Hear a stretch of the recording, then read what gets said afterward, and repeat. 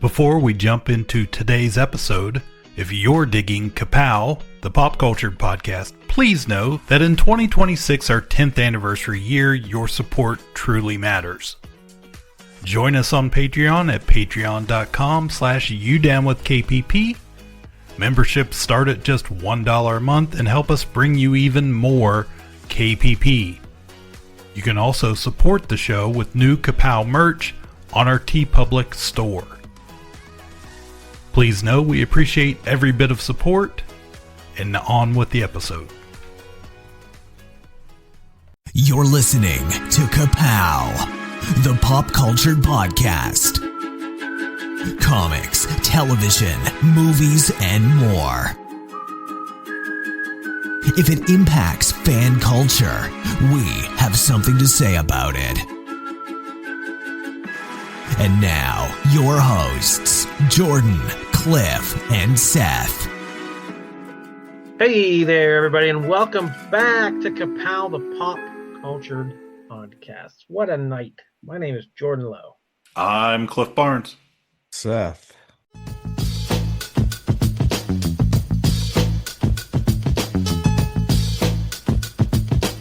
Or what a day. I don't know when you're listening to this.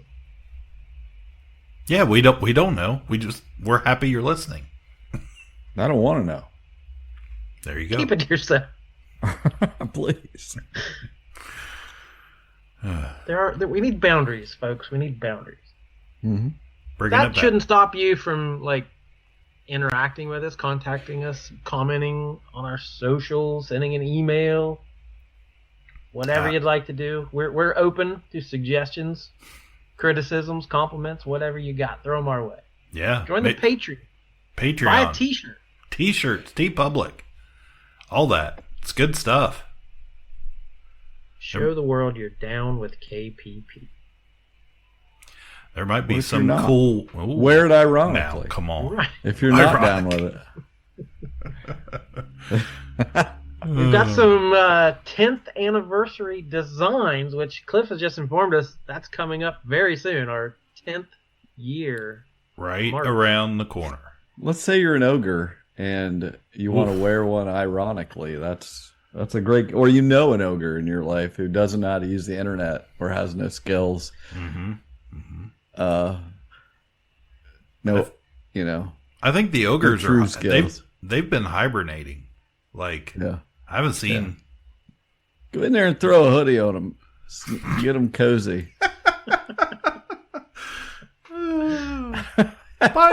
Buy a KPP blanket. Push them up against each other and let them share heat. Wow.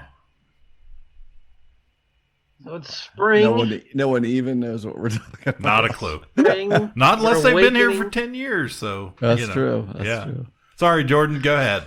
I don't know. I'm just trying to move this along. Wow. That's good luck with that. So March has been a If you busy can do that, you would have been done calendar. 5 years ago.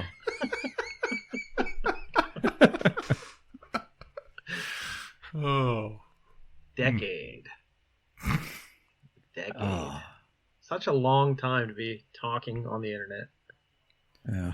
It is. It's a long time to talk over each other on the internet. Yeah.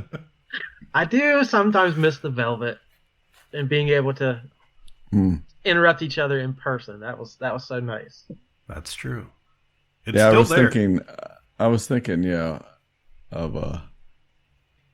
something will come up like that.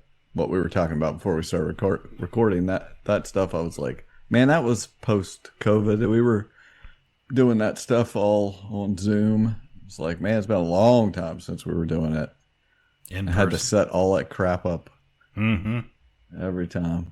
Carry that I still do. Tupperware tote around full of wires and cords. Carry it around the neighborhood. I still do set this all up every time. It's annoying. You don't leave it up. No. Well, I mean, I suppose. I don't use my computer for anything but this. Yeah. Yeah. You got to eat dinner sometime over there. Yeah. Well, I don't use the table for dinner either. Oh, okay. Strictly games. Too nice a table to eat on. Yeah. Who would You don't eat off velvet. just? What are we doing? I don't know. I've lost it.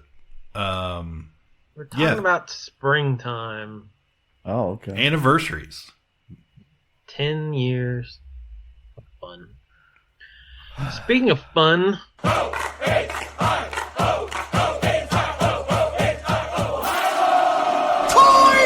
Trail. Vintage.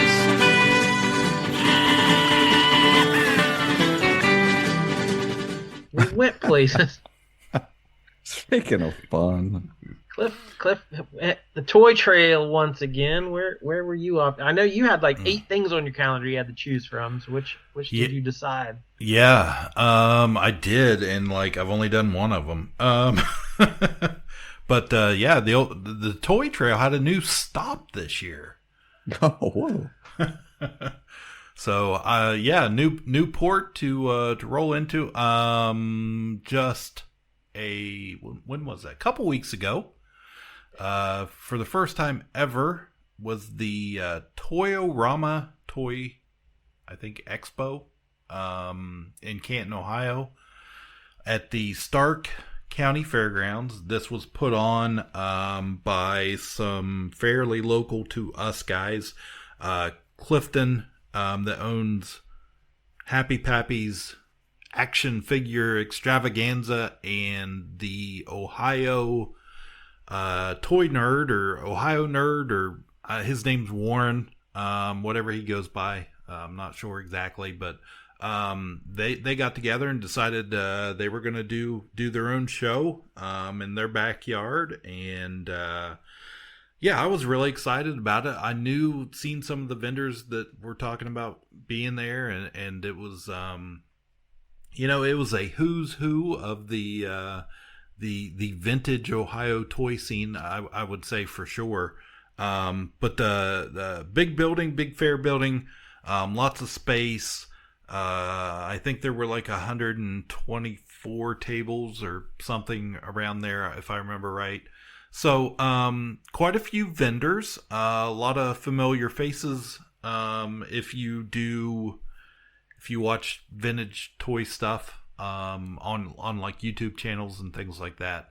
So yeah, so that I ended up took my dad because he's retired now, and doesn't get out as much, and he was telling me we were talking on the way up there, and he was telling me that over the winter there, we had a bunch of snow this winter, and he was like, yeah, there were like 3 weeks I didn't leave the house. And I was like, oh my gosh. So got him out of the house. Also met my son and his Wow, fiance. that's must be exciting. Met your son? Well, met him. Yeah, we met him there. He went up to Oh. And so we got there about 15 minutes. We did about a 5 to 8 minute tour of driving around the venue, trying to find a gate that was open. But they had free parking, which was great, and we got there about 15 minutes beforehand. Got out, ended up getting in line because we did not prepay for our tickets, did not do the early bird, and so we were kind of pretty close to the front of the line, and we were there about 5 minutes, and I was like, I just kind of turned to scan around, and that line was pretty huge. So good for them. Lots and lots of people showed up. People brought their kids, brought families, and they had a food truck out front that smelled pretty good, and so we got in there, and man, it filled up quickly. That place was packed all day long. It only ran till about 3:00. I think we were there till 1, right around 1:00, but we got there at 10.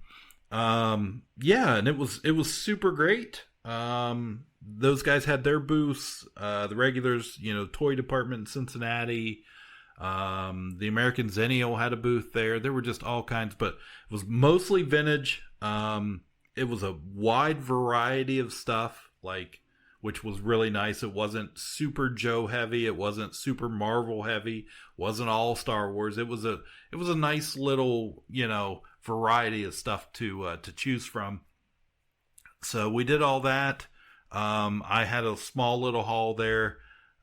Did not buy anything from my list. I didn't really find anything off my small little list I've been shopping with, but did come home with a little haul. Had got some good deals on. I did buy a 1989 would have been Keaton Batman, but the 1989 Toy Biz Batman from the movie. It was a complete figure. It's in great shape, no scrapes or scuffs or missing paint. So I bought one of those. I bought a little Flash Superpowers because dude had $3 on it. Well, I was like, well, I can't pass this up.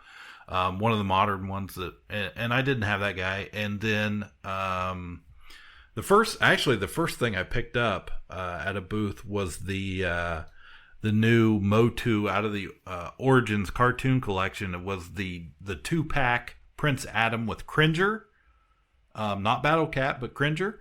And found a really good deal on it. It was like $20. I'd seen it clearanced out at Target a while ago and Amazon. I think it was still running about $35 on Amazon. So I picked that up, and 2 other guys stopped me while I was at the show.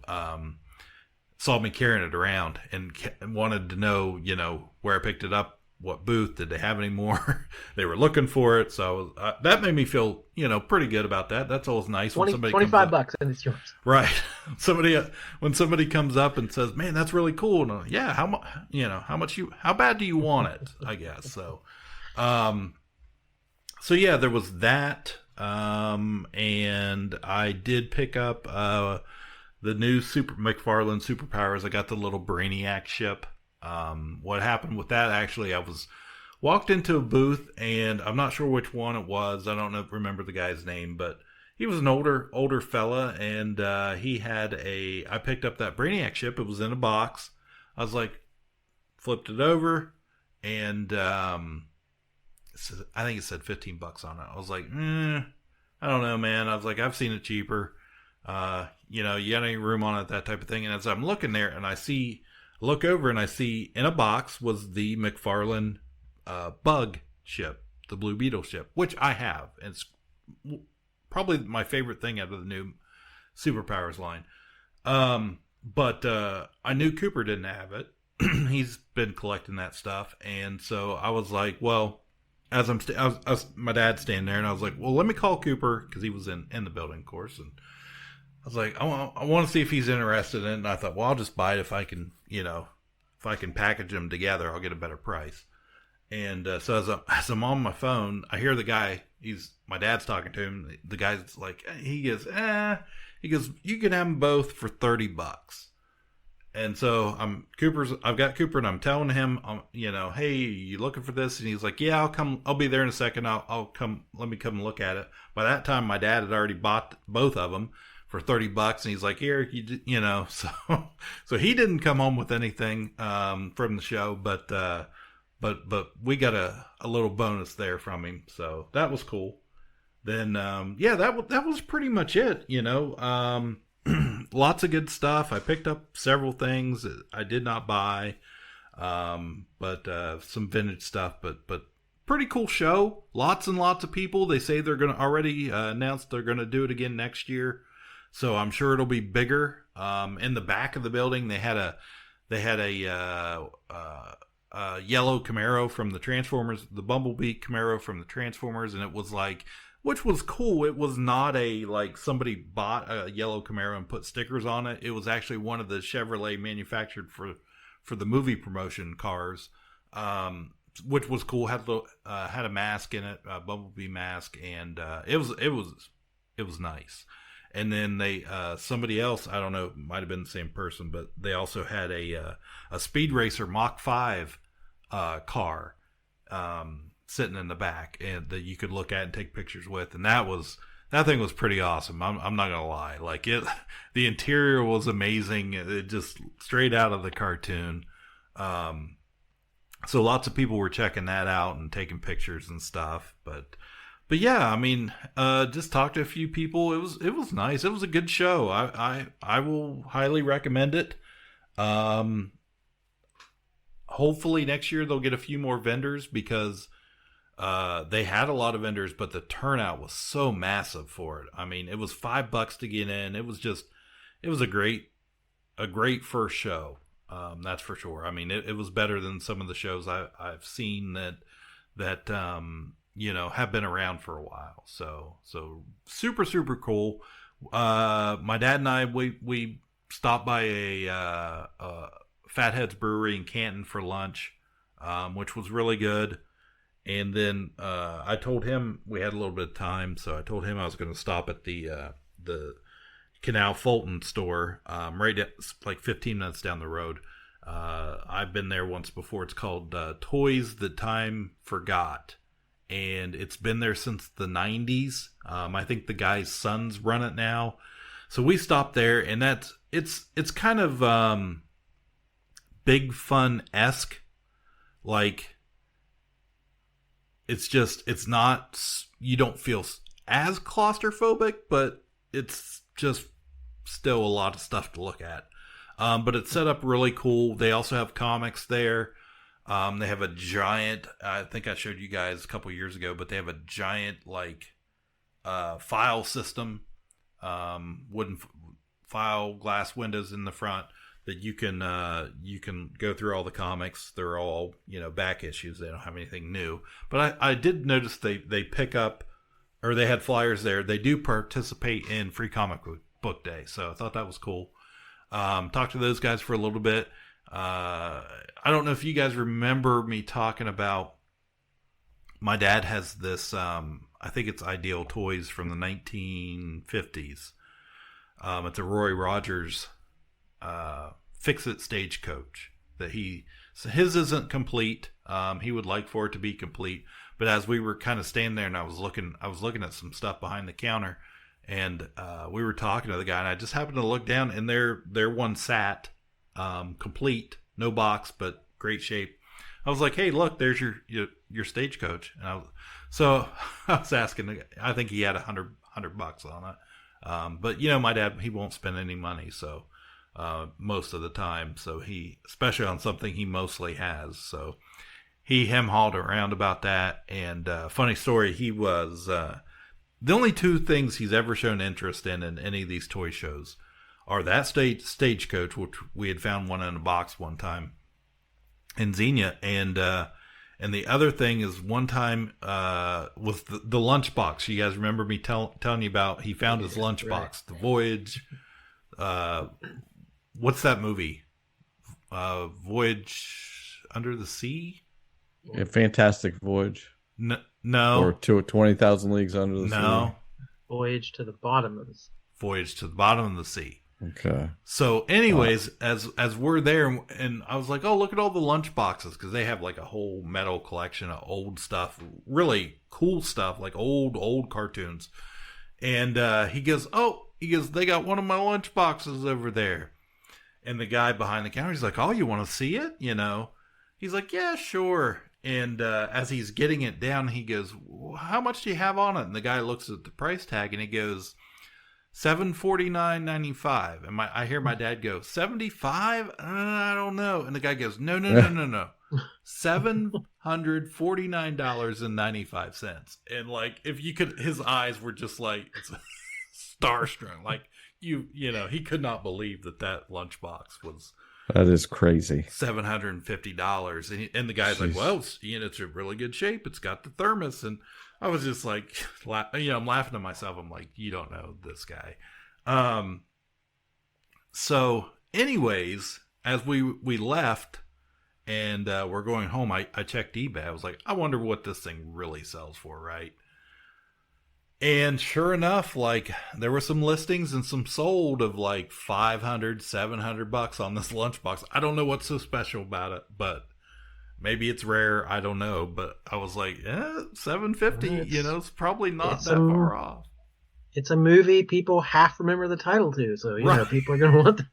Who wouldn't want that? So, so anyway, so yes, I went to the ToyRama Expo. Can't wait to do it again next year. It's going to be great.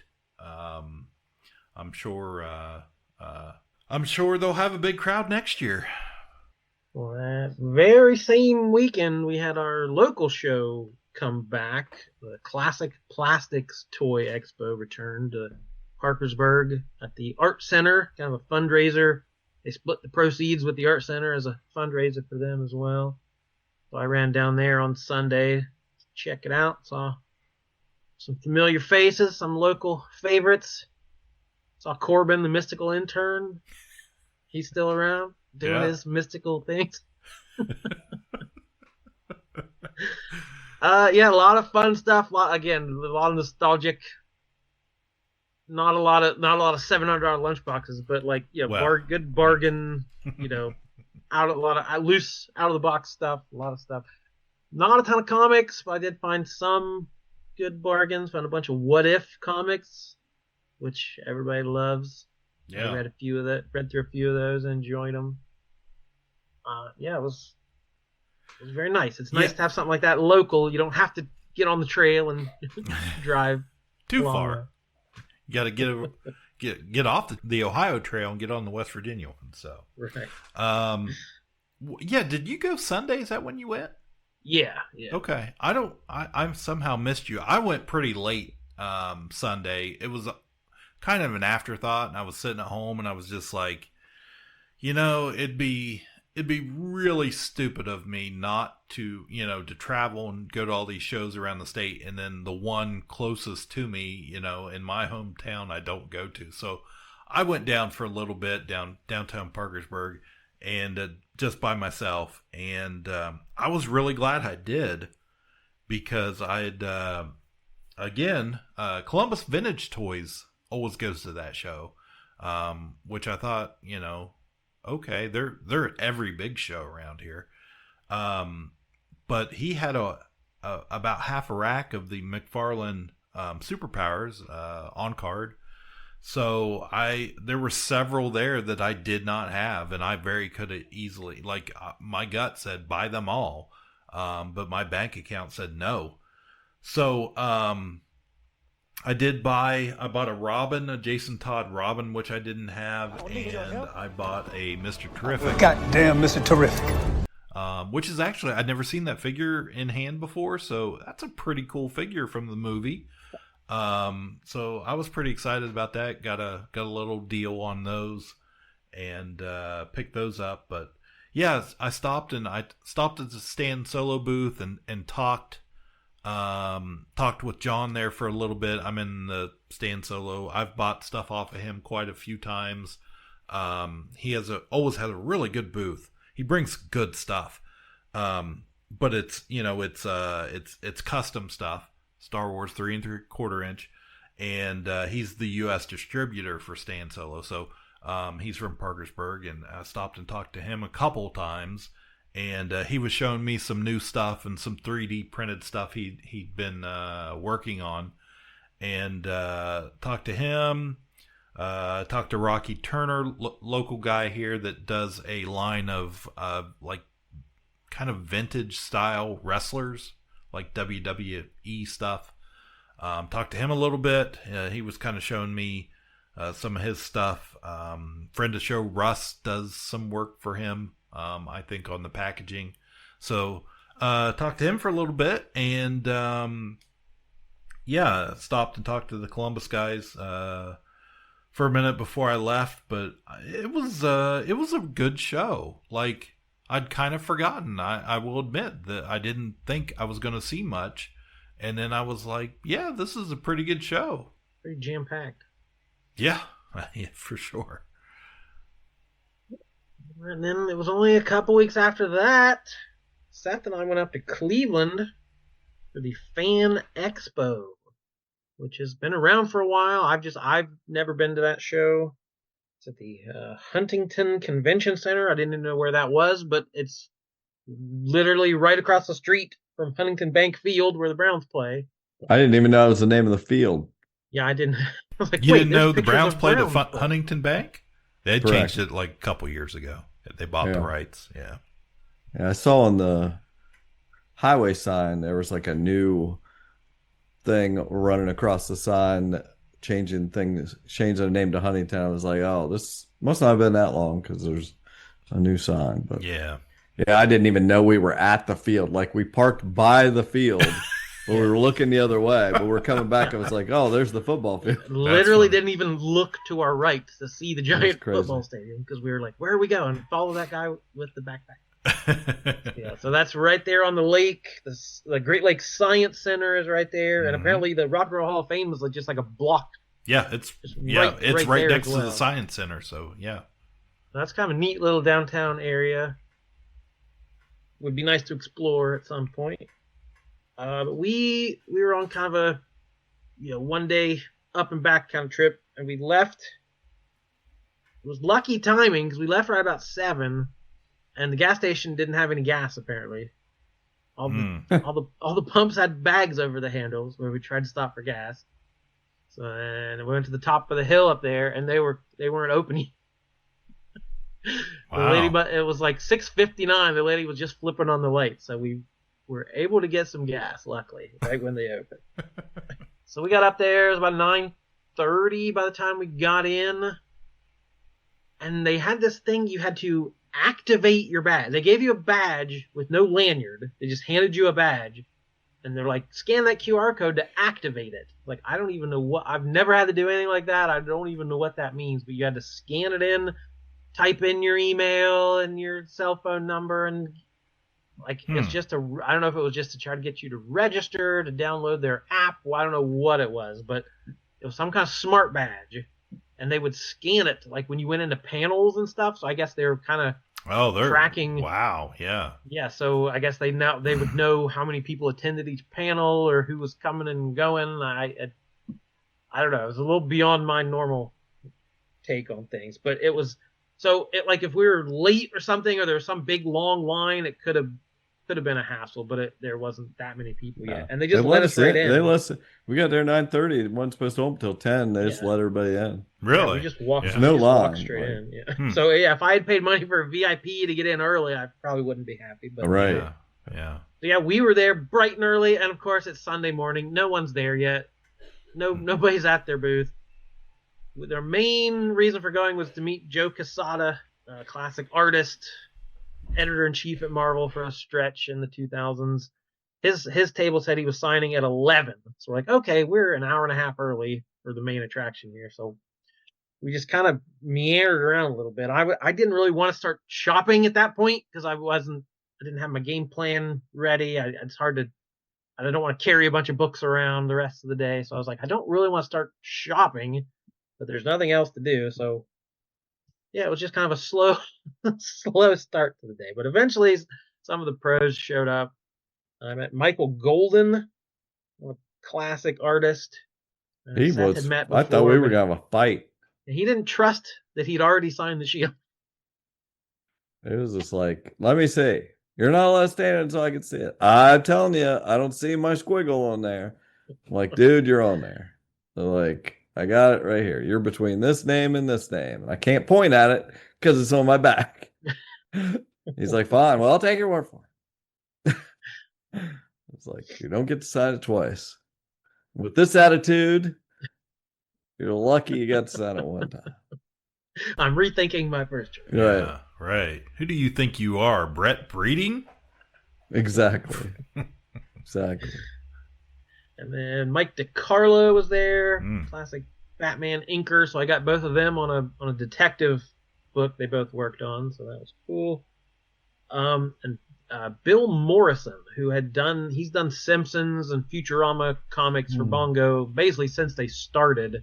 He's done 1 million issues of The Simpsons. I've seen other shows. And hands the money for Mike DiCarlo. Yeah, we got a little confused of who to hand the money to. There's a great Nobody wants to ever act like they take any money. They want all your money, but they don't want to be the one to take it. So it's like, if you're too good for it, don't ask for it. Like, They hire Ugh. some poor schlub body double to sit there under the sign, make you think it's somebody.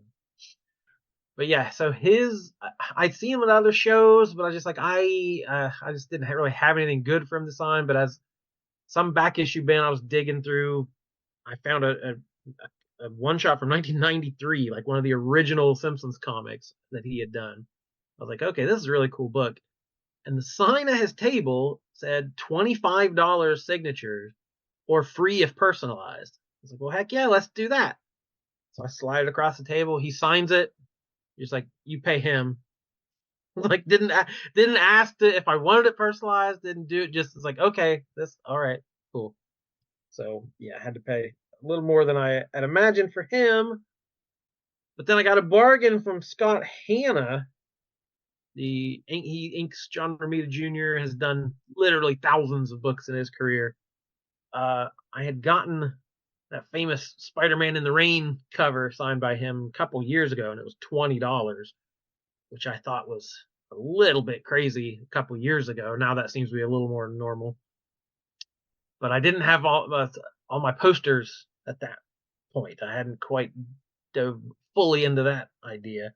So I had a Spider-Man poster. I'm like, this guy has inked literally 2,000 issues of Spider-Man. I have to have him on the poster. And he didn't charge me. He's like, oh, I don't charge for that kind of thing, because he'd just joined his name with a bunch of other artists. Like, well, that's super cool. So I'm sorry I've grumbled about you the last couple of years. You did me a solid on this one. So all is forgiven, Scott. That's all right. Roy Thomas will charge you $50 a poster. Yeah, I'm a little when you worried. See him next. A little worried about my next trip, but we'll stay tuned. We'll get to that. Erica Schultz, got her on my Daredevil poster. She's written a bunch of the Daredevil, Elektra kind of books recently. And then Stephen Platt had a super cool Doctor Doom variant that he did. I was like, I love this cover. He's like, yeah, I really like that one. I like how that one came out too. So he signed nice bright green on the Doctor Doom book. Just looks really awesome. So that took up the whole morning, getting those 6 signatures, whatever it was. And we loitered around. Finally, Joe Quesada came to the table, and then we made him wait. We didn't rush right up to the table. We're like, you can sit there a little bit. We waited on you long enough. I was like, we are not going to be first. Like, yeah, I told him, like, because we had got the package or whatever for 4 signatures each or whatever, and I only brought my Shield and 3 comics, and I was like, and I had spent the last few weeks trying to figure out what 3 comics I was going to bring, and I told him, I was like, you watch, I only brought these 3 comics, and he's going to say, oh, I'll sign as many as you want or some crap. And sure enough, we got there, and they were supposed to give us a lithograph signed also, and they didn't have them. They didn't make the shipment, so they'll sign another comic. I was like, what? But they ended up just giving me, they had a table of comics to sell also that he'd done, and they just gave me a comic signed. I was like, okay, that's good. Yeah, so I wonder sometimes about these packages, because it did end up being a bargain, because signatures were $30. So if you bought the package, it was a little bit cheaper. But they just kind of oversell what these packages are. Okay, you get 4 autographs. You get a signed print, exclusive. Okay, well, those didn't even show up. You get a selfie. It's like, would he not take a picture with you if you didn't? But like, I assume he would just take a picture anyway, so I can't imagine that's a big deal. And the other selling point was guaranteed seating at his panel. Well, there's like 25 people at the panel, yeah. But there was no worry that you wouldn't get a seat. So yeah, it's, again, it ended up saving you a little money, but these packages don't always. Like I bought that John Romita meet and greet package. They ended up just canceling the whole thing. Yeah, that was a fiasco. I've not had good luck with these packages yet. But yeah, so instead of 4 autographs, we got 5, which was fine with me. I was thinking about buying. Yeah. I was thinking about buying an extra one anyway. Yeah. Yeah. I got him on the Shield. Got his picture with the Shield and stuff. So it's good. Signed it upside down. Yeah, because I give it to him one direction, he turns it around and signs it upside down. I'm like, okay, Great job, old man.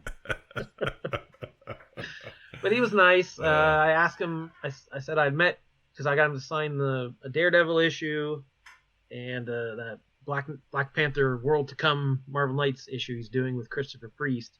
What I got autographed. Oh, last show we went to. That's your buddy. So I said I saw Mr. Priest at the last show I was at, and at a panel he told the story about how he gave you your first job at Marvel. I was like, I was just checking to make sure he was telling the truth about that, how he had to chase you down, like as he had said he didn't have work for him, and then Joe was leaving the building, and then the guy who was working for him called and resigned.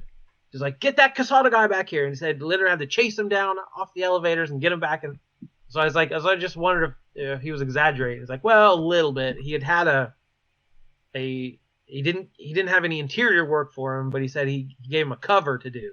So he left and went back the next day with the finished cover. And when he went back the next day, he offered him the job on the book. So I was like, all right, Priest is a little bit of a storyteller, exaggerating the excitement of that story a little bit. So I've got both sides of that story. That's like my Shooter and Bob Hall going back and forth about the slap. they both have a different story.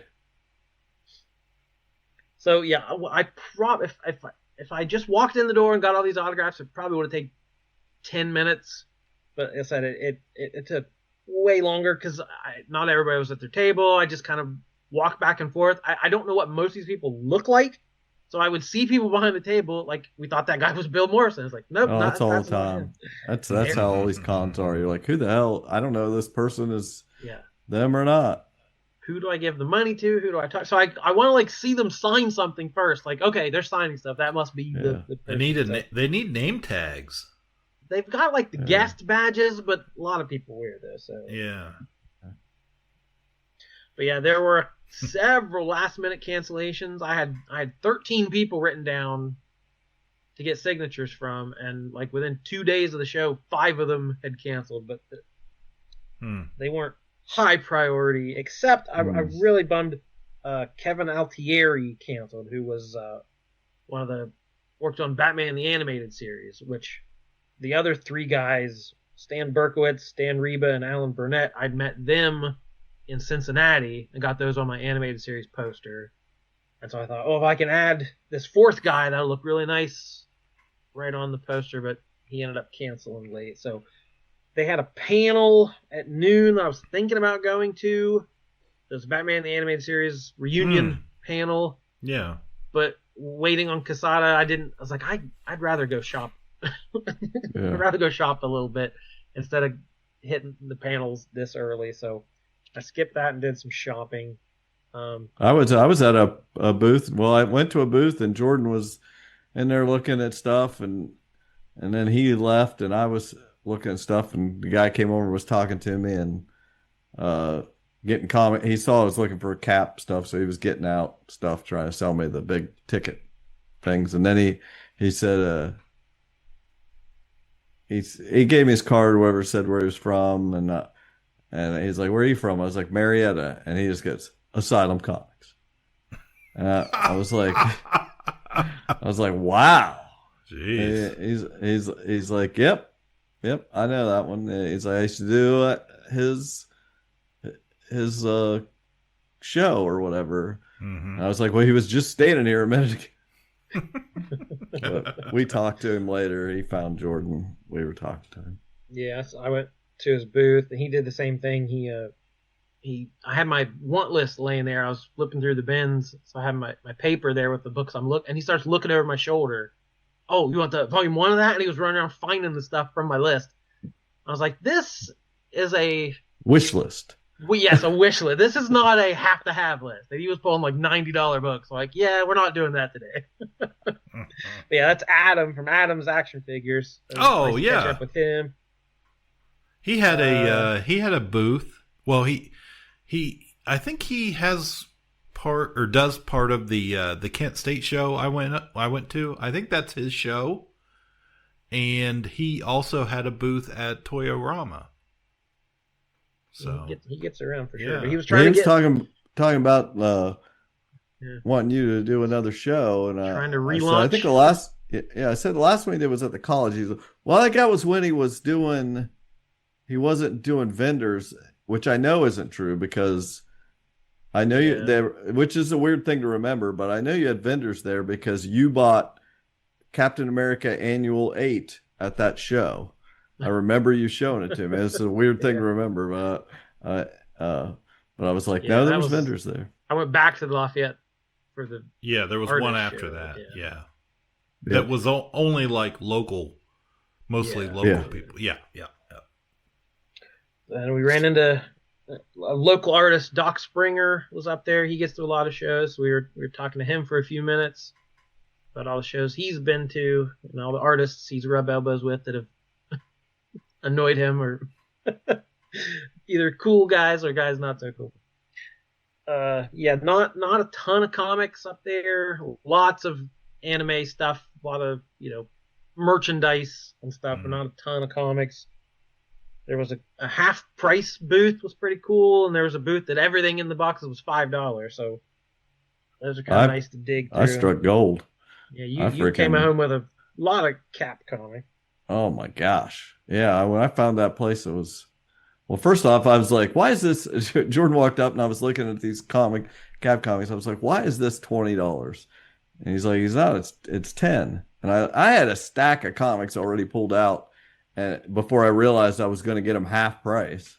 He pointed out that they were 50% off. I was like, oh, well, I don't feel bad about this at all. Got that, and, bought a bunch from them, and then went around. It's like, I'll check one more, see, let's check these places again, and found that $5 place that I had not even seen. And I bought 35 comics from that guy. I was like, I'm filled in a lot of holes this time. So I'm doing good. Yeah, I found some Fantastic Four books to fill in some holes on that run, and then I'd got the big percentage of all the Spider-Man Clone Saga books, but I was still missing a couple from that one. And I found all of them up there, so I've got the full. I can now sit down and read the full 90s Clone Saga. I'm looking forward to that. Speaking of summer fun, that'll be my summer challenge. 10-year celebration. So we went Sunday, so we missed always some of the bigger guests were only there Saturday, so we didn't see Hayden Christensen, William Shatner, Brendan Fraser were the three biggest guests, but they were only there Saturday. I did walk a couple loops around the celebrity aisle, saw Dean Norris from Breaking Bad, James Marsters from Buffy, Josh Holloway from Lost, Tamura Morrison, saw Boba Fett. I didn't even walk up. Of course, Tom Lennon and Cedric Yarborough were there. They've been at every show I've been to for the last couple of years. They walk around in costume. I just happened to catch them. They were doing they were about to go live to the local Cleveland news channel, and they kind of a group gathered around to watch it. I found the clip on YouTube later, so it's up there. They're pretty funny ad-libbing live local news.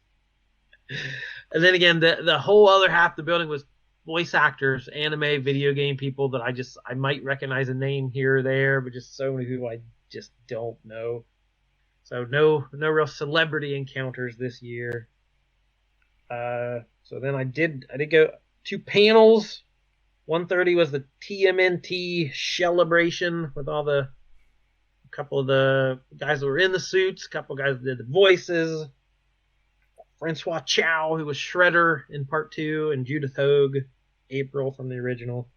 So they did a panel, which I'm sure they've done at a million shows because they were, I'm sure they've had all the same questions. So they were cracking each other up with all these jokes I'm sure they've told before. But the one guy was not pandering, but I just got to tell you that we've done a lot of these shows, and TMNT has the coolest fans. You guys are so laid back and so fun and so appreciative. He was like, I mean, look at these Star Wars fans. Go online for 5 minutes with a Star Wars fan. Yeah, guess you can't argue that. So that panel wasn't quite over yet. The Joe Quesada panel was at 2:15, so I got to see most of the Turtles panel, but I sat way in the back so I could sneak out. Oh, man. So we don't know if at the end they all stood up and shouted Turtle Power again? Yeah. Oh, I'll man. have to go to some other event. We'll have to I heard try they crawled down through a sewer cover in the stage.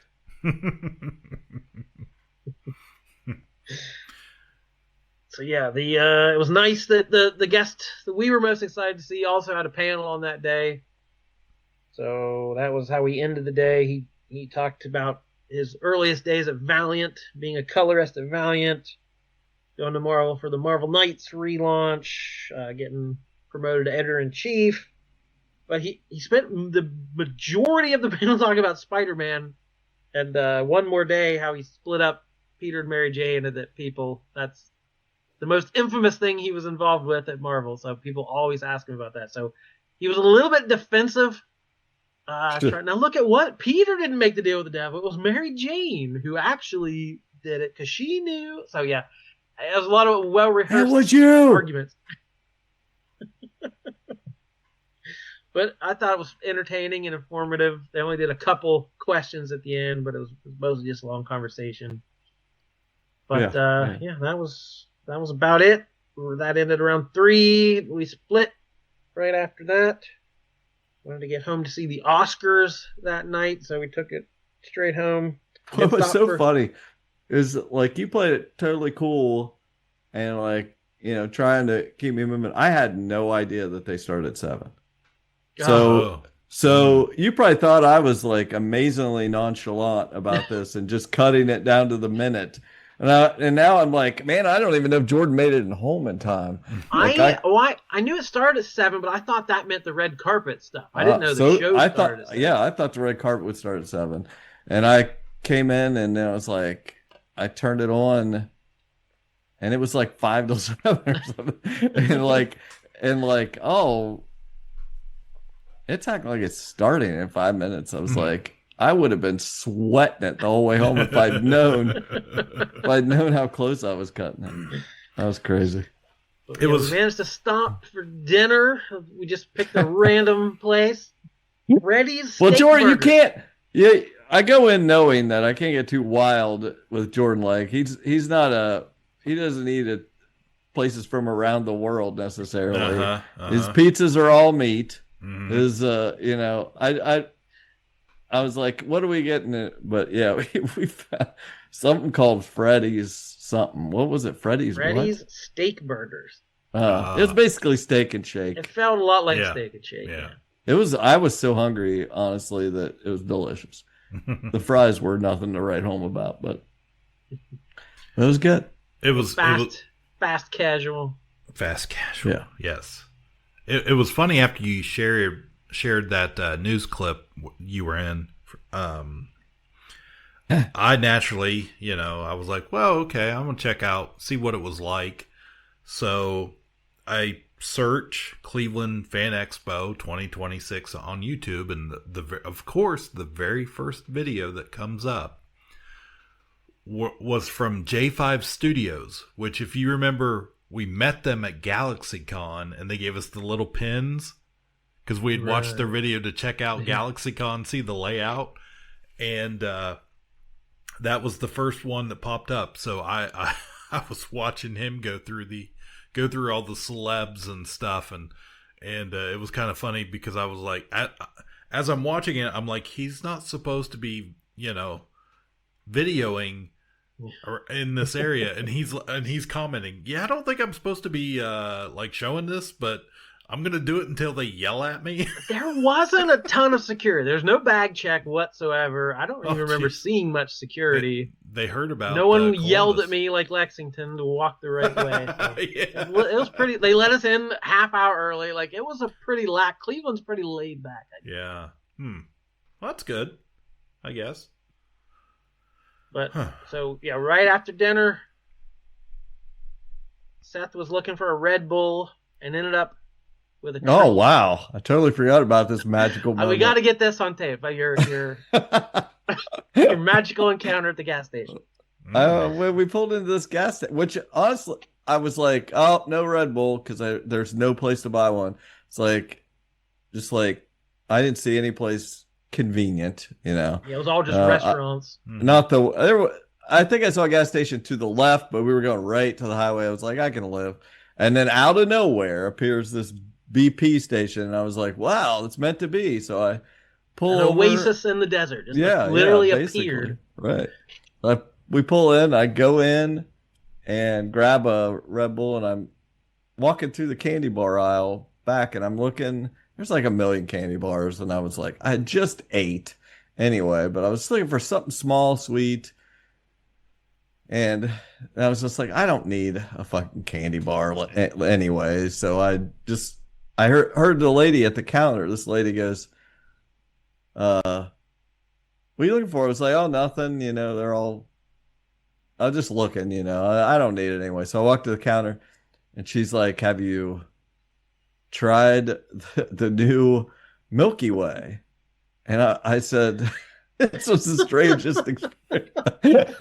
I was like, we're the only ones in the store, me and her. And I was like, no, what's the deal? And she's like, oh, it's really good. It's all caramel, you know, or whatever. You like caramel? She goes, do you like caramel? I was like, yeah. I was like, then I told her, I was like, honestly, what I like the new chocolate covered Payday. I was like, yeah, I'll try that sometime. It's pretty good. I was like, I just don't need a king size Snicker bar, or whatever. I mean, or whatever candy bar. She walks around the counter and apparently in front of the counter, you know, there were some more candy bars. She pulls out the new Milky Way. She opens it. She opens it and holds it out by the wrapper and says, here. And like giving me the candy bar to take, and I was like, okay. And I just take it out, and you know, and she went back behind the counter. She said, I'm not charging you or whatever. It was just like, it's like, so I got a free Milky Way. The look on his face walking back to the car holding this wrapperless candy bar was wild. That is wild. Wonder if she still has her job. Some people got it. Discover she's been giving away Milky Way. Exactly. I don't know whether she gets what she. She's getting a kickback from the candy man or what? Yeah, I don't know. Maybe she just was like, that was her. She really wanted to share that this was a new thing. It was pretty good, but I've never been a big Milky Way fan. But this was just caramel with chocolate on it. I mean, the actual gas station employee is tied up in the back somewhere, and this is just like somebody from Mars Incorporated. That makes a lot more sense. Yeah. It's like she gets back there, and they're like, they're never gonna believe you work here. You're busted now. We would never do that. Well, they're dead now. That was a week ago. Yep. For sure. Oh, that's crazy. Oh my! I don't know how Lexington is going to top that, but we got Lexington coming up in about a week. I'm sure much more to come throughout the summer months. So that's our trip report for this episode.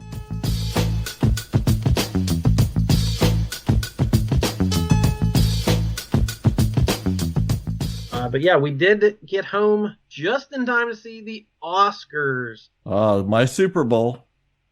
So yeah, I signed back up for Hulu, just timing it out to have it for this weekend to watch the Oscars. So I got home right about 7, changed clothes, you know, unpacked my car, and then so it was like 10, 15 after 7. So I'm assuming streaming, I can just start the stream and watch it.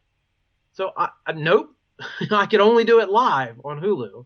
So I missed the whole beginning, the whole opening monologue. I missed a good chunk of the opening. I was like, well, crap. So I tried to rewind it. I tried to pause it. It would only let me do live until a day later. Then I went back and rewatched the beginning. So I did manage to see it all, but I missed the live. Good. Well, I will tell you this, Jordan, because I was like, Oscars are tonight. And then I kind of forgot about it. And then I was like, I wonder what we were like in between. We were watching something. We got in between whatever was finished. And I was like, I think I'm going to flip it over here just to, maybe I can watch some of the red carpet, because I don't have Hulu Live. Okay. And the Oscars are on ABC. We don't have a local ABC affiliate that I can paperclip it. So I'm like, I'm fully expecting not to be able to watch it. And so I turned Hulu on, and there at the top, there's Conan and Oscars Live, and it's like, I don't know, 6:45. So I click on it just to see what'll happen, and red carpet stuff is happening.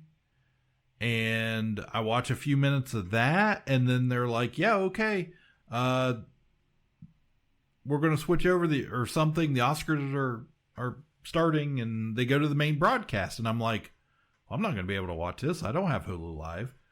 And it's running. I was like, and I'm sitting there and I'm watching it, and I'm like, oh, I bet it's one of those deals where they let you watch the first 15, 30 minutes, and then it cuts off, trying to get you to buy the live. 7:30 comes around, still plays. I don't dare change anything. That was just how it was. Everybody, I don't have Hulu Live. No, we neither. It was just on regular. Special, well, I didn't know that, so I sat there. You didn't you didn't find a wormhole or anything. Everybody was just watching on it. Yeah, so I thought I had something special there for a minute. I was like, I'm not touching anything. I'm watching this thing till the end.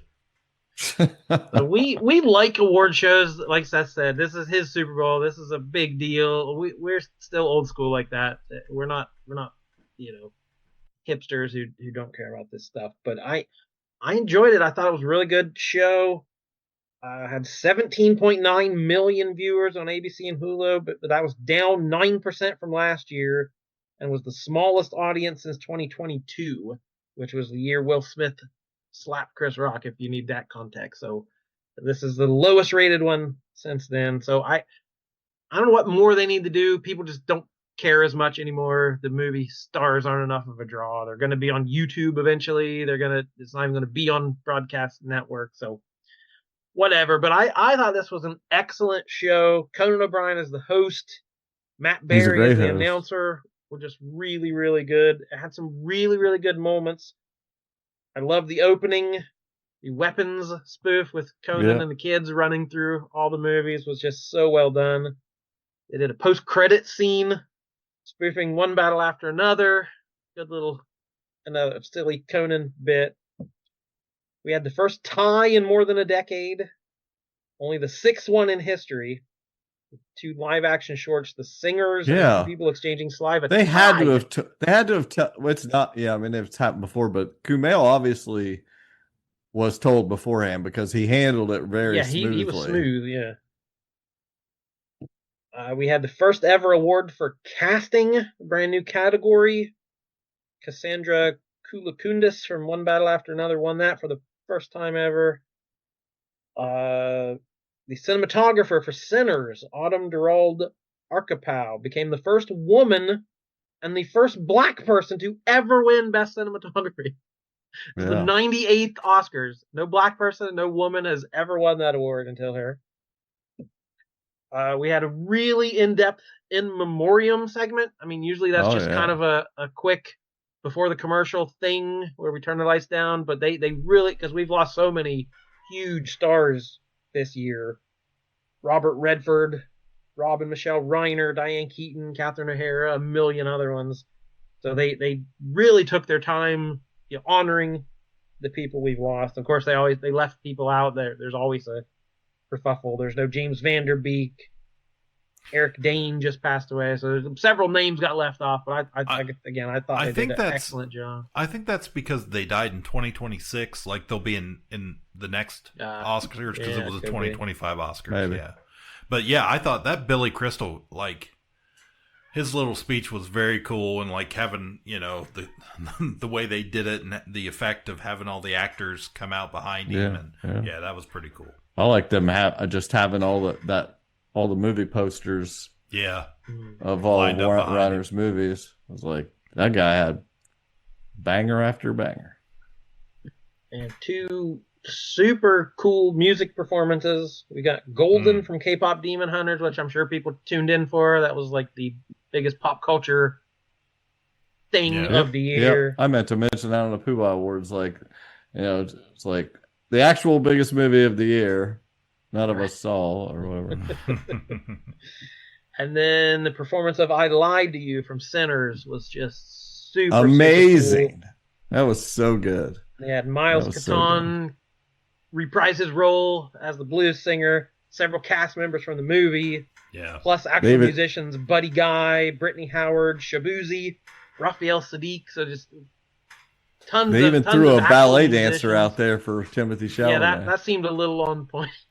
Yeah. Well, they kind of recreated that famous scene. Just awesome live performance. I don't know who the ballerina. I don't know the ballerina's name, but I had seen where she had came out of retirement for that performance, which was kind of neat.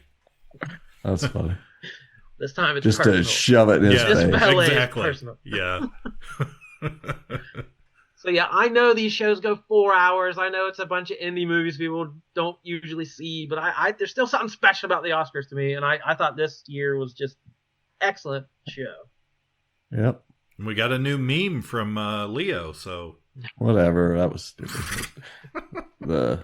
I've seen. But I was glad that I was. I thought the right movie won. Like Sinners was great, and honestly, what's so awesome is like those 2 movies were huge in the film crowd this past year, and like were very beloved, and it clearly looked like it was going to be a showdown between the 2 of them at the end, and they're original. Like I mean, one is based on a book or whatever loosely, but it's like this isn't some it's like it's original stuff here.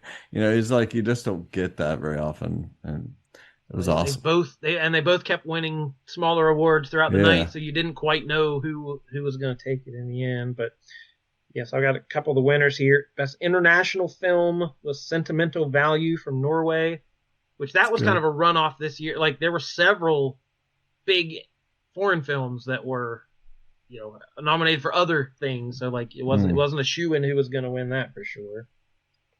Best documentary feature, Mr. Nobody Against Putin, a timely doc. That was a surprise because everybody thought it was going to be Perfect Neighbor. Yeah.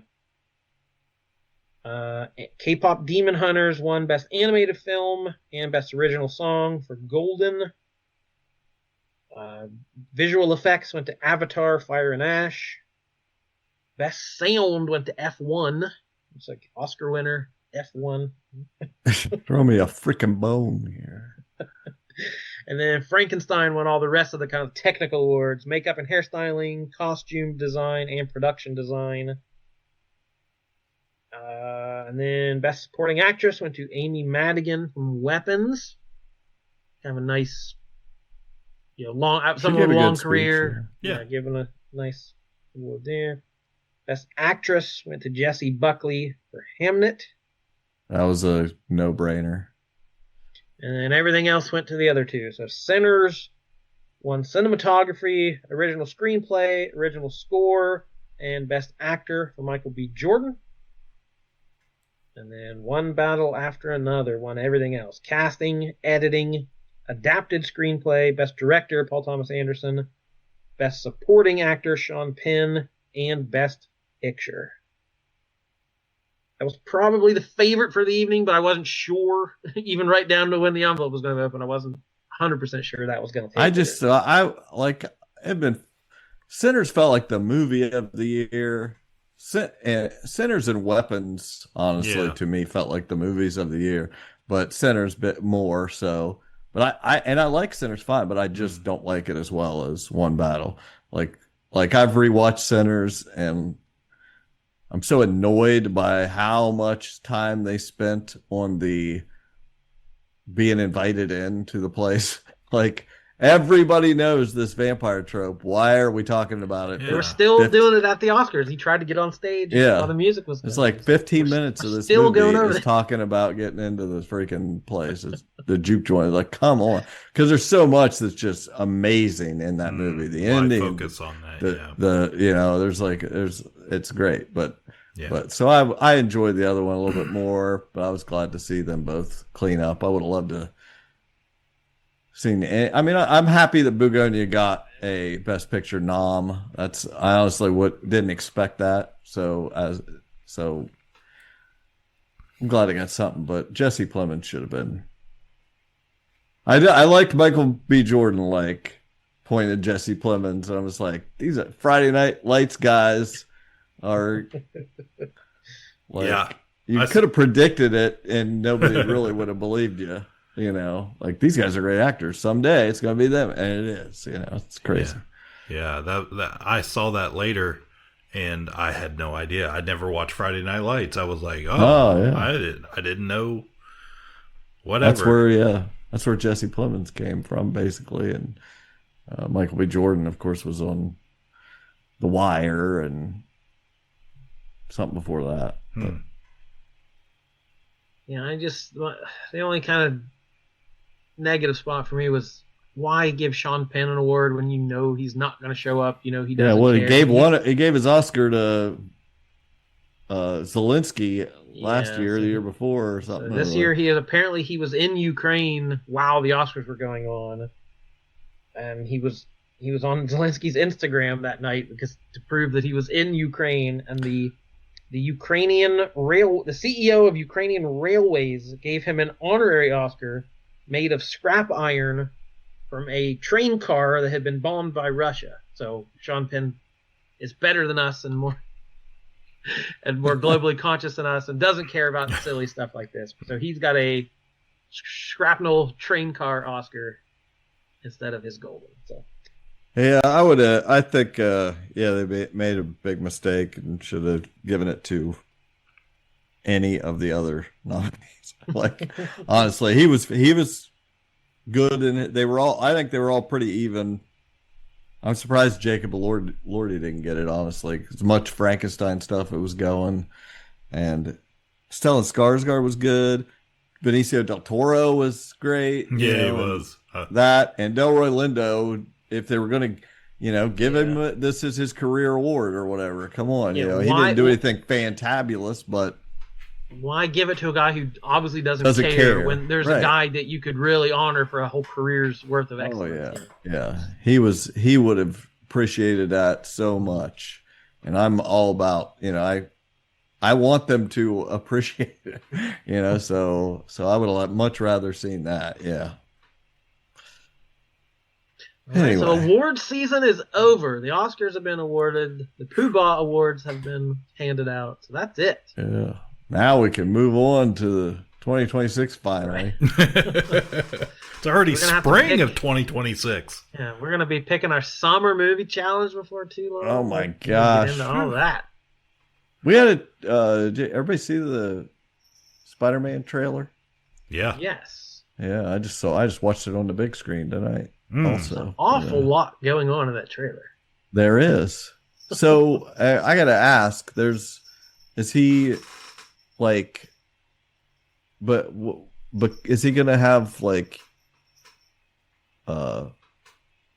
natural web shooters now or something? That's what they seem. Is to be this a comic thing, right? This happened in the comics where they're cocooned. Yeah, this was sort of. It's funny because I was just rewatching the Spider-Man 90s animated series. I was just in the Spider-Man movie. I'm reading the Clone Saga. I'm in 90s Spider-Man heaven right now. So I'm like, I want to go back and watch some of those.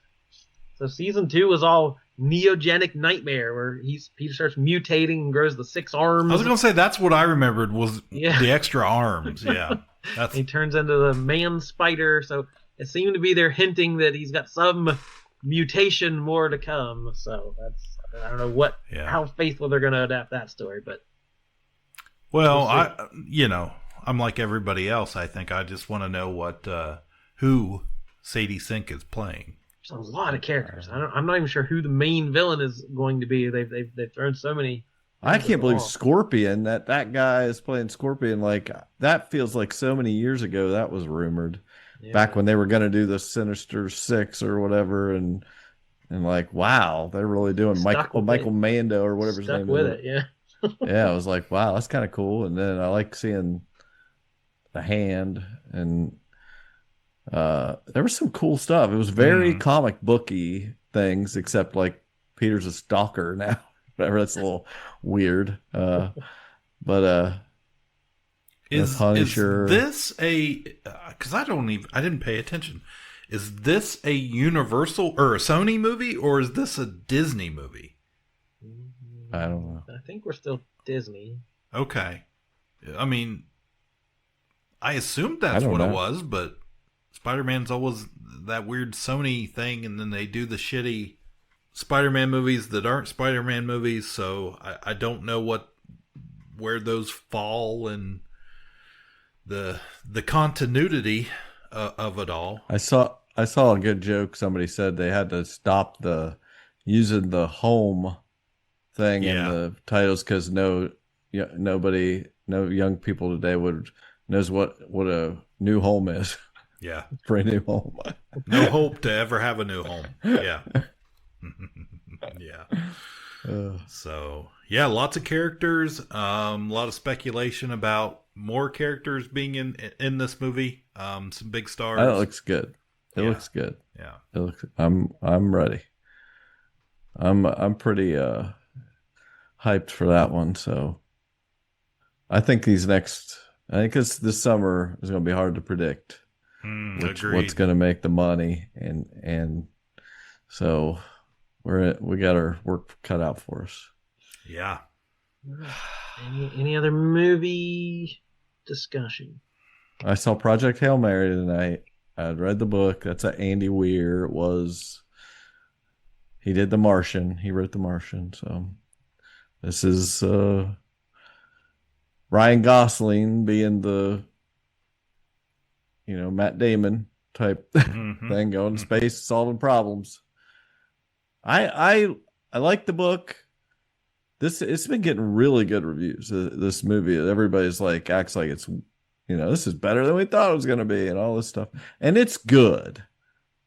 It just like I wouldn't have necessarily originally been like, hey, take your kids, and now I'm like, hey, might as well take your kids, because it's very like feel good. I mean, it's got some darkness to it for sure, but it's like it's very, very. It's definitely kids are. I would think. If you're of a certain age, you probably can't be super young, but if you can see John Wick 4, you can watch this. Yeah, basically. That kid's like 6 months older now. That kid's just as jaded as I am now. He'd watch this and send your kids to watch this movie. He's 6.5 now. And he's like, I don't know. He's just on little kiddie for me. Yeah. He's stock trading. Yeah. No, it was good. It was a solid movie, but I was hoping for a little bit more. Gosling just did. He just hosted Saturday Night Live. Yeah. And you're talking to the Saturday Night Live guy here. I know that. Yeah, did you notice stupid Disney stuff? But at the close of the show, when they all come out, he had like a button up shirt on that wasn't buttoned up, and underneath his T-shirt, he was wearing a 90s Mickey Mouse Club T-shirt. Yeah. Which I thought that was super cool. I was just sitting there as you were talking. I'd forgotten about that, and you were talking about that. And I sitting here next to me is my 1989 Mickey Mouse Club membership card. Right there. Still got it. That was my show back in the day. In the club. In the club. He still got it. Like Ralph Mouth. That's right. Well, yeah, I signed up for Hulu, and there were about 12 movies on there that we talked about during the Pooh Bah Awards that I hadn't seen yet. So I'm weeks behind. I'm finally going to get caught up with some of these I saw you finally watched Predator Badlands. Predator, yeah, that was the first one I watched. That was fun. Oh yeah. I just thought that guy really sets things up and pays them off. Like he ties everything together and pays them off. And there's some cool Predator stuff in it too. Like, I mean, some of the like really neat stuff. So I really liked it.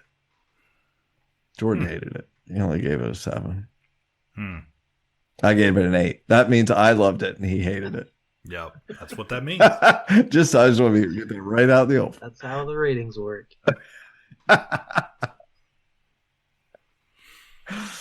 Oh my! All right, we did it. So Cliff had the idea for a one job.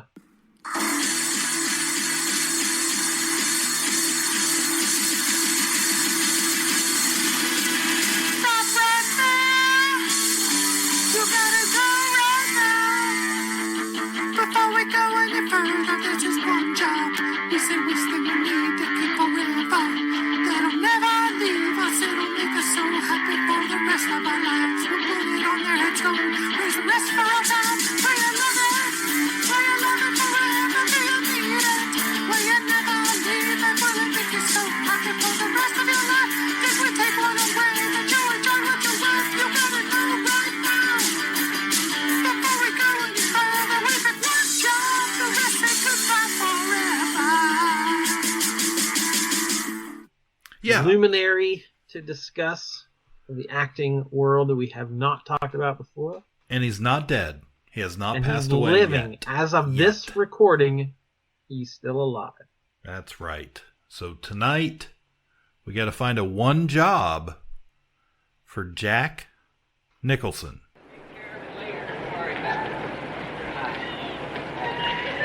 All right, Carl. Thanks a million. Say a little missus for me, will you? Yes, sir. All right. Here's the first of the day, fellas. To old D.H. Lawrence.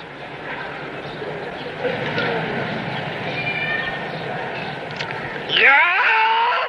Nick, nick, nick. Indians. And I think Seth is looking up all the movies right Looking now. look at some movies right Been now. in some really classic stuff, but I wouldn't ever say he's one of my favorites. Yeah. Like, I don't watch a movie just because he's in it, that kind of deal. But I'm sure I'll come up with at least 8. I'm like, oh yeah, that. To me, he popped in my head because it just seems like he's such a fixture of Hollywood, right? Like, I mean, sitting at the Laker games, was always people doing the impression, and like I just feel like he was one of the, like, that several decades, the 70s through the 90s, he was a real, he was a big player in the town, I guess. So yeah, I mean the big ones we got, rattle them off. Try not to go too big at the beginning. I'm just thinking some movies I saw as I'm going up through here. Well, there was 5 Easy Pieces, right? And Wolf. About Schmidt. Yeah. Anger Management. The Mm-hmm. Bucket List. Something's Got to Give. Mm-hmm. Witches of Eastwick. Oh yeah. Easy Rider. Jeez. Yeah. Classic. Mars Attacks. As Good as It Gets. Okay. Now, I got a real great compliment for you, and it's true. I'm so afraid you're about to say something awful. Don't be pessimistic. It's not your style. Okay. Here I go. It's clearly a mistake. I've got this, ailment? My doctor, a shrink that I used to go to all the time, he says that in 50 or 60% of the cases, a pill really helps. I hate pills. Very dangerous thing, pills. Hate. I'm using the word hate here. About pills. Hate. My compliment is, that night when you came over and told me that you would never... all right, well, you were there. You know what you said. Well, my compliment to you is, the next morning, I started taking the pills. I don't quite get how that's a compliment for me.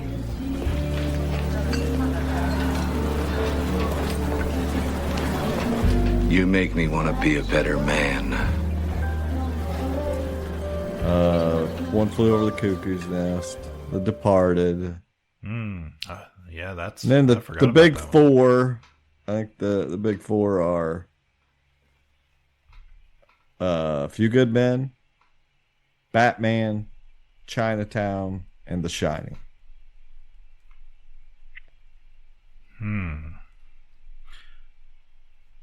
I think, not to besmirch your list you just created on the fly, but I think One Flew Over the Cuckoo's Nest is a pretty, I don't want to say milestone. I've seen it.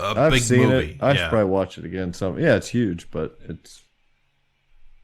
I don't remember. But definitely fits his strongest, his wheelhouse of slightly unhinged, a little bit crazy, a little bit charming, a little bit dangerous, a little bit mean, a little bit, sly. He's just got such a edge to him in those sorts of roles, and that's what he does the best. It's maybe not a villain, but he's definitely usually not a real good guy. Sophina likes the spicy humor. Maybe you'd enjoy the knee slapper you told me earlier about the great Buddha. Oh, what did you say about Buddha? Dave said, how does a guy who weighs over 600 pounds have the balls to teach people about self-discipline? Hey, let's not make fun of my God here. You know what else Dave finds particularly piquant? Recalling your nutjob sister struggling with her underpants in a straitjacket. Oh, you think that's funny? Dave used to con her into getting naked by saying that her clothes had ghosts in them.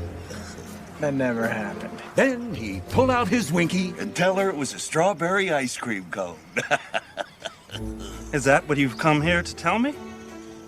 Did you expose yourself to my sister? No. And don't shove me again. It's shower room humiliation all over again. He's giving you a wet willy and making you chew on his jock strap and fart blossom and all this. Answer me, Buzznick! Did you get it on with my sister? Over and over again. And she moaned like a wildebeest. Wildebeest. Yeah, immediately I think of Batman, just because that was a huge movie for me as a kid. My first word was Batman. So I've heard. It's not one word, Cliff. It's one job. Yeah, it's one job, Cliff. Then he had us. Now you want to get nuts? Come on, let's get nuts. Tell me something, my friend. You ever dance with the devil in the pale moonlight? What? I always ask that of all my prey. I just like the sound of it. But yeah, again, that's an iconic, that movie blew up. It was the summer of Batman that whole year, and again, the villain was kind of stole the show on that. Yeah, it's a lot thanks to Nicholson. Yeah, I love A Few Good Men. Yeah, it's one of those Rob Reiner classics. I think everybody's good in it. Cruise is awesome in it. I just remember so many moments from that, and Nicholson is freaking great. That's an iconic performance, and that's probably my favorite movie on that list. I need an answer to my question, sir. Take caution in your tone, Commander. I'm a fair guy, but this fucking heat is making me absolutely crazy. But even I don't know if I could put that, if I would put that as his one job in the annals. Like, I mean, I just feel like you have to put The Shining. Like, that's what I feel is the kind of the consensus pick. When the Oscars do his in memoriam, we're gonna see Jack Torrance, but. Is it the Ka-Pow pick? I don't know. It's not. Yeah. It's not right. Yeah. You can do whatever. It's not my favorite movie for sure. Yeah. And again, I think Chinatown's a great movie, but it's not one I rewatch over and over again. It's very subtle. It's not his most flamboyant performance. No, it's a little more underrated. No, it's a good movie, but it's not like he's a huge standout. Yeah.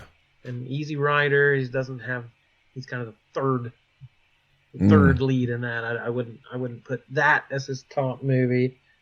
And some of these later ones, like people love About Schmidt or As Good as It Gets, people really love those movies. But these later movies weren't my. I've seen them all probably once, so I couldn't lean that direction. Yeah, I'm knocking movies off here, but I don't know which one I would elevate. I don't think I would ever pick it, but for this, Anger Management kind of was one of those that stood out for me, like him and Sandler, and that's looking back on it, it's a pretty good movie. So it was original for me at the time, and I like Sandler, and yeah. I probably narrow mine down to Batman, A Few Good Men, or Cuckoo's Nest.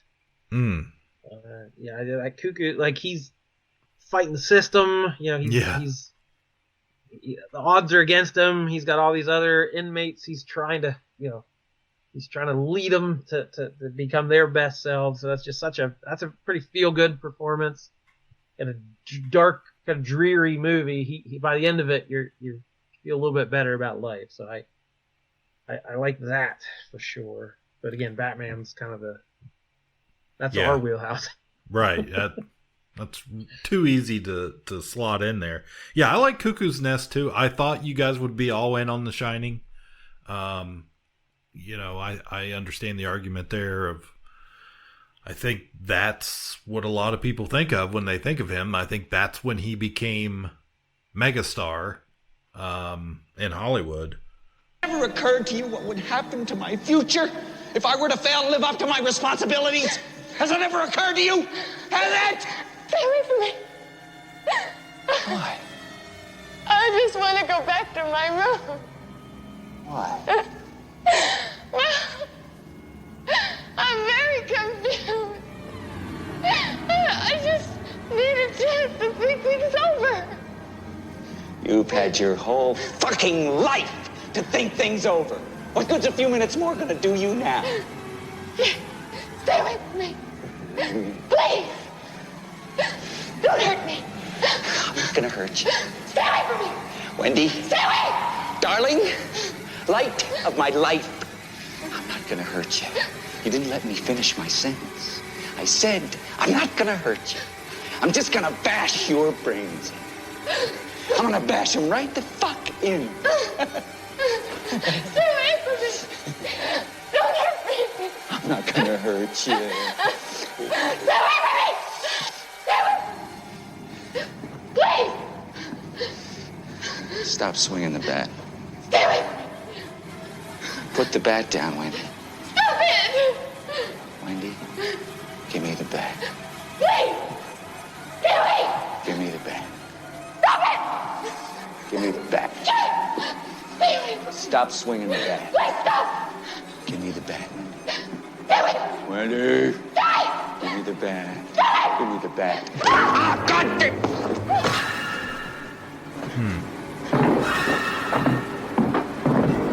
But I think it's, for me, I think I have to vote for either Batman or One Flew Over the Cuckoo's Nest. And I would go A Few Good Men or The Shining.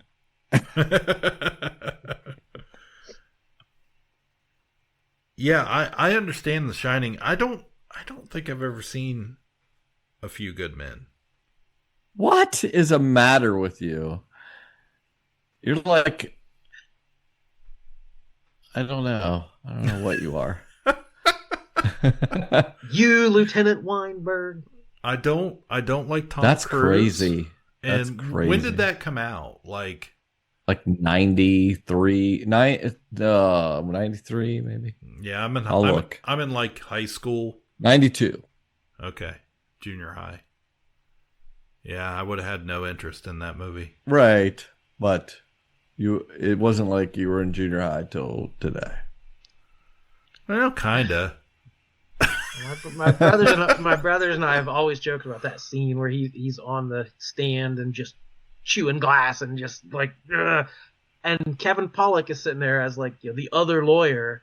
He's like, who would do that? You, Lieutenant Weinberg. It's like, what did he's catching strays. What did he do? He wasn't, like, why are you singling him out? Colonel. You snotty little bastard. Your Honor, I'd like to ask for a recess. I'd like an answer to the question, Judge. The court will wait for an answer. If Lieutenant Kendrick gave an order that Santiago wasn't to be touched, then why did he have to be transferred? Colonel, Lieutenant Kendrick ordered the code red, didn't he? Because that's what you told Lieutenant Kendrick to do. Object! And when it went bad, you cut these guys loose! Your Honor, you had markets inside a phony transport. Your Honor, you doctored the logbook. Damn it, Captain! You coerced the doctor. Consider yourself in contempt. Colonel Jessup, did you order the code red? You don't have to answer that question. I'll answer the question. You want answers? I think I'm entitled. You want answers? I want the truth! You can't handle the truth! Son, we live in a world that has walls, and those walls have to be guarded by men with guns. Who's gonna do it? You? You, Lieutenant Weinberg? I have a greater responsibility than you can possibly fathom. You weep for Santiago and you curse the Marines. You have that luxury. You have the luxury of not knowing what I know, that Santiago's death, while tragic, probably saved lives, and my existence, while grotesque and incomprehensible to you, saves lives. You don't want the truth because deep down in places you don't talk about at parties, you want me on that wall. You need me on that wall. We use words like honor, code, loyalty. We use these words as the backbone of a life spent defending something. You use them as a punchline. I have neither the time nor the inclination to explain myself to a man who rises and sleeps under the blanket of the very freedom that I provide, and then questions the manner in which I provide it. I would rather you just said thank you and went on your way. Otherwise, I suggest you pick up a weapon and stand a post. Either way, I don't give a damn what you think you are entitled to. Did you order the code red? I did the job. Did you order the code red? You're goddamn right I did! Yeah. I just always think him saying, did I make myself clear? Crystal. I like when Cruz says that. Yeah, that's become, you want me on that wall, you need me on that wall. Like that is so, you can't handle the truth. Like, yeah, that's iconic movie scene. So what do you think, Jordan? Which one are you leaning towards here? I just don't want to say Batman because it's our obvious choice. So, but we don't seem unanimous on Cuckoo's Nest. So, do you like A Few Good Men that much? I mean, that's like yeah, I do. That was a pretty big movie at your house. Yeah. Well, I will. God. For nostalgia's sake, I'll be the one. I'll vote for Batman.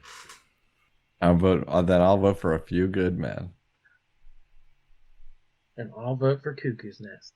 we have a hung jury. Jack Nicholson is undefinable. He's unjobbable. Well, the thing is, he's unjobbable. That's what he's known for in the annals. Forever, that's one of the situations. He hasn't seen A Few Good Men. I've only seen Cuckoo's Nest once, a long time ago. So let's just say Batman. Ugh, I hate give the that people answer. what they want. I don't like that answer. I don't think he's that great of a Joker. Even like I don't love him in that movie. He was a good Napier. Jack Napier. Yeah, that's my ex's maiden name, Napier. I always thought that was weird. I was like, that's from Batman. Yeah. Sounds fake. Never rub another man's rhubarb.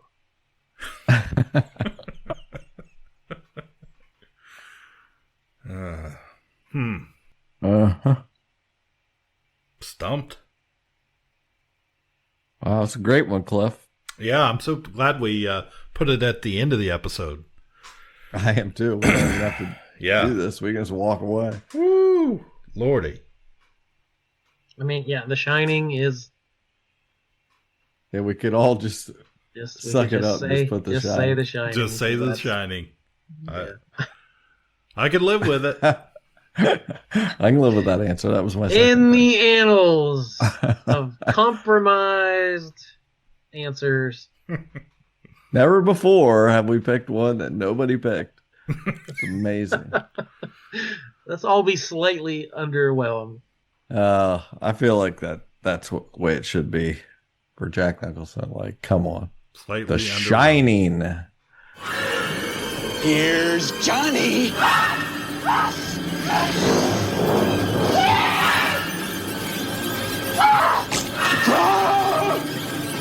Shining. When you look at that tombstone, as I've said before, I picture a graveyard, and on this tombstone, his frozen corpse. Is his frozen corpse. Exactly. I love that. I love that for us. It's a great trip through the graveyard. So you can imagine what Arnold Schwarzenegger's is going to be.